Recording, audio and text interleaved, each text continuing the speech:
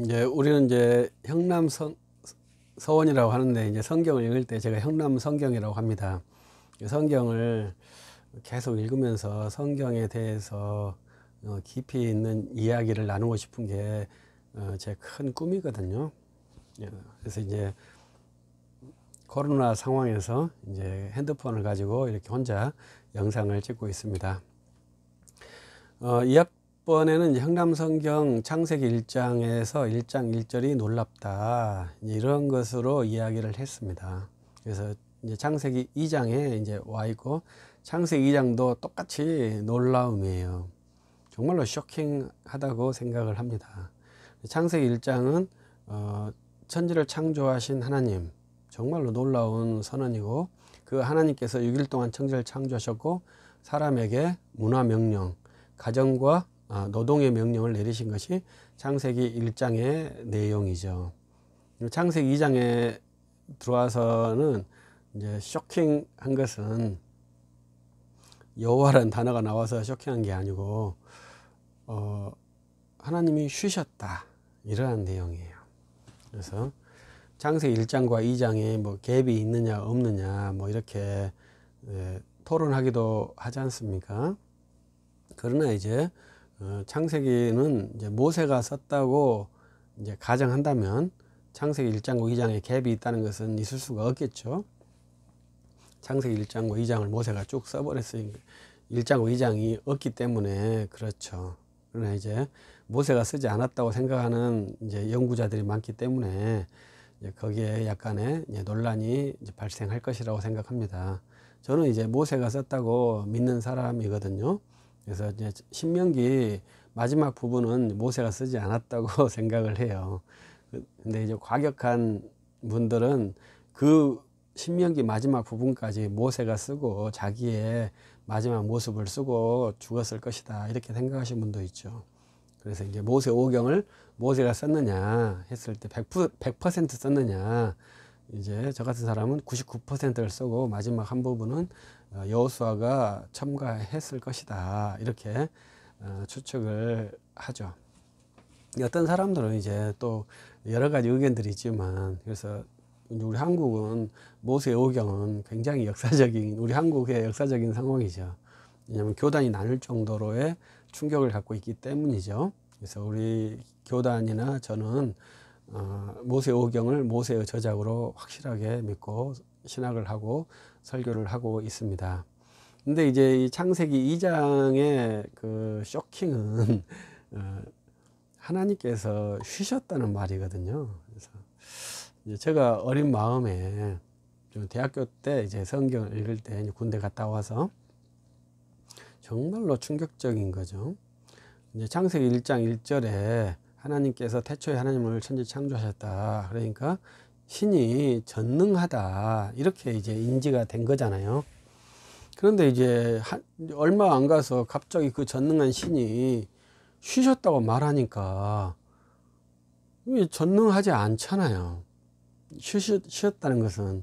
그러니까 쇼킹한 거죠.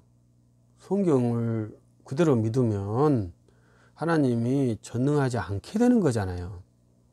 쉬셨으니까, 쉬었다니까. 어떻게 해야 될까요? 정말로 충격이었어요. 저는. 그래서 이 기독교 경전대로 믿는다 하면,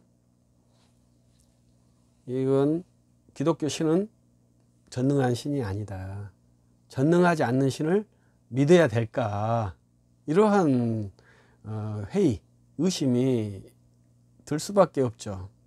여러분들은 안 드실 수 있겠지만 저는 그랬습니다. 그래서 이제 제 1번 이제 목사님들께 이제 여쭤봤죠. 근데 이제 저 목사님들이 이제 뭐 영어도 찾아보시고 이렇게 했지만 정확한 의미가 쉬셨다예요. rest, 쉬셨다. 그러니까 성경에 쉬셨다고 기록했는데 어떻게 표현을 하겠습니까? 정말 당황스럽더라고요. 하나님이 쉬셨다고 하니까 어떻게, 속된 말로 완전히 스텝이 꼬인 거예요.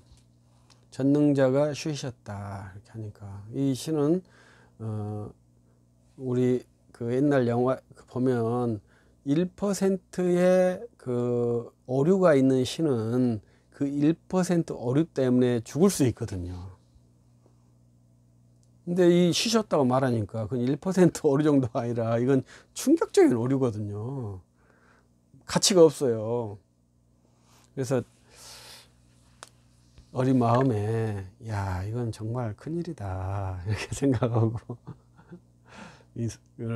방황을 할 수밖에, 성경이 읽어야 되는데 넘어갈 수가 없는 거예요.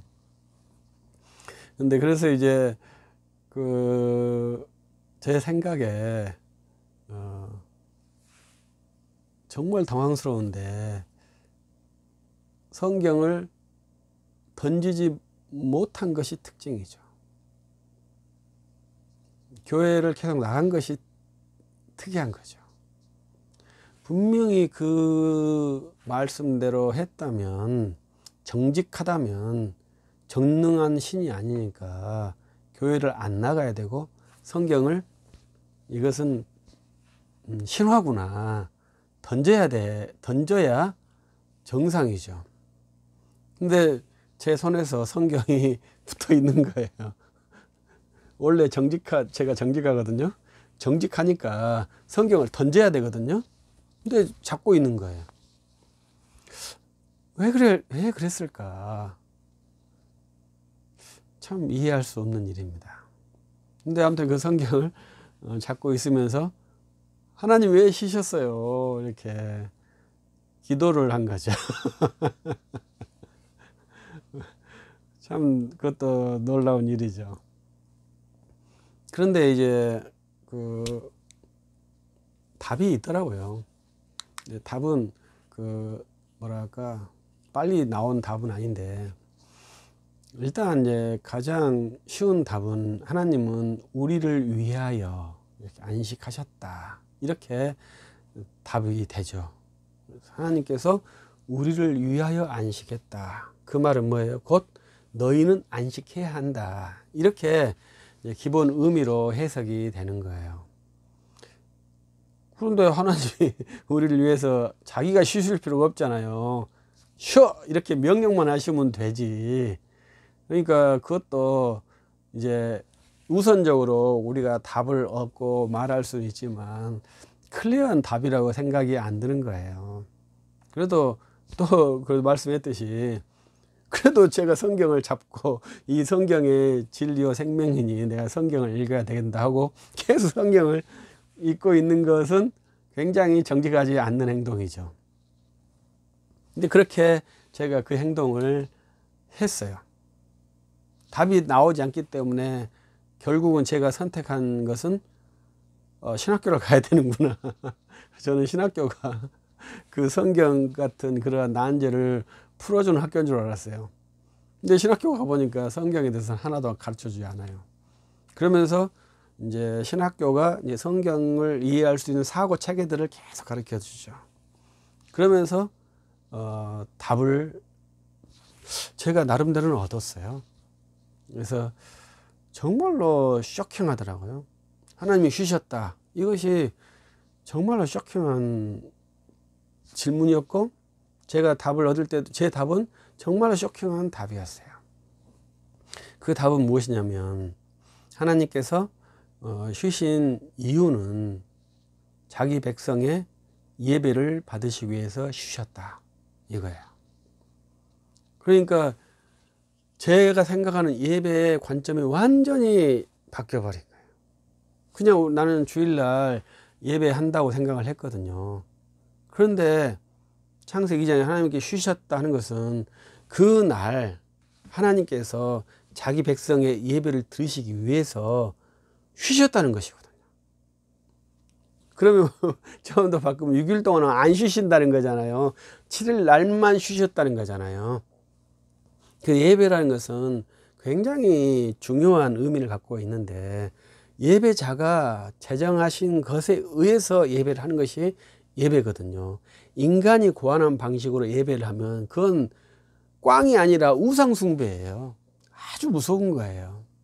그래서 예배는 정말로 절제를 많이 해야 돼요. 그래야 하나님께 그나마 합당한 예배를 드릴 수 있어요. 우리는 100점짜리 예배를 못 드린다고 생각하는 사람들이잖아요. 그렇기 때문에 마음대로 막 예배를 막 드려버리자, 어차피 못하니까 이렇게도 못하잖아요. 그래서 정말로 하나님께서 원하시는 예배를 드리기 위해서 노력을 해야 되는데, 거기에 가장 중요한 것이 하나님께서 자기 백성의 예배를 받으시기 위해서 정지하신다는 거죠.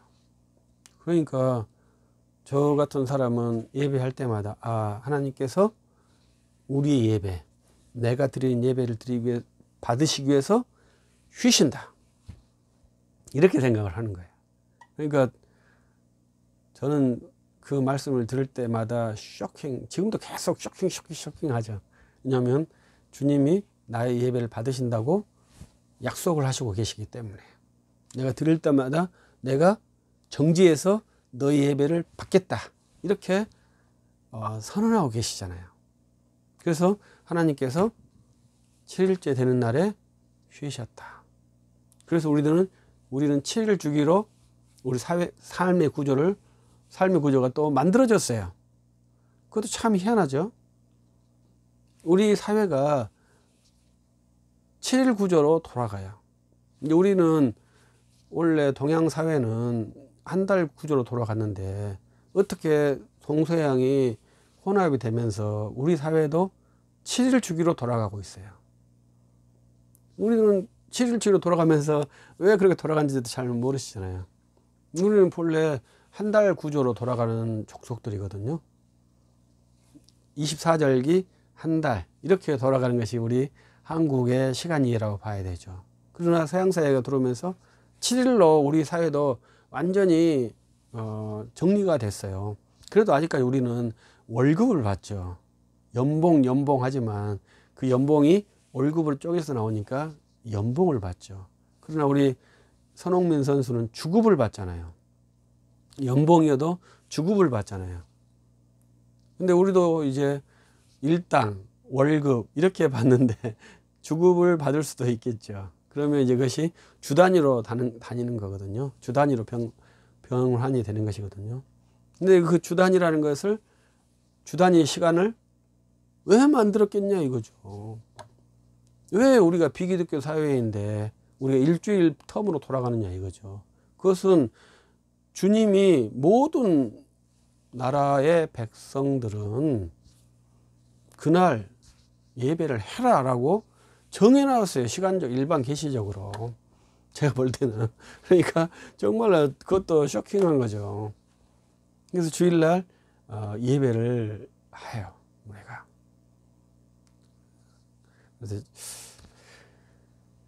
그래서 그 주일날 예배를 받으시기 위해서 하나님께서 멈추신답니다.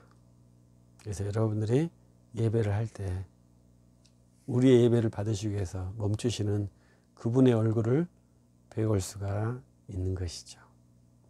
그래서 저는 그 창세기 2장에서 하나님께서 쉬셨다, 그 말을 들었을 때 정말 충격을 받았지만, 그 충격이 전능자께서 멈추셨기 때문에 받은 충격이었지만, 지금은 우리의 예배를 받으신다고 하시기 때문에 매주일 충격을 받아야 되는데, 매주일 충격 아니면 이렇게 할 때마다 정말 충격이에요.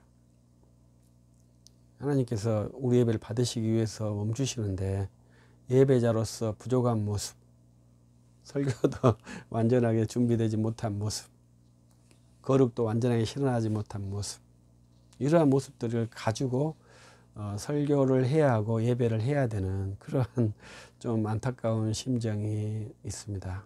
그럼에도 불구하고 그리스도의 보혈의 공로로 주님께서 우리의 예배를 받으신다고 멈추신다니 참 놀랍고 쇼킹한 일이죠. 그래서 여러분들이 주 예수 그리스도를 믿으면서 신령과 진정의 예배자를 찾으시는 그 하나님께 나가서 예배하시며, 그분의 자비로, 그분의 은혜로, 그분의 풍성한 성령의 충만하심으로 가득할 수 있기를 기대합니다. 창세기 2장 하나님께서 6일 동안 창조하시고 7일에 쉬셨다. 감사합니다.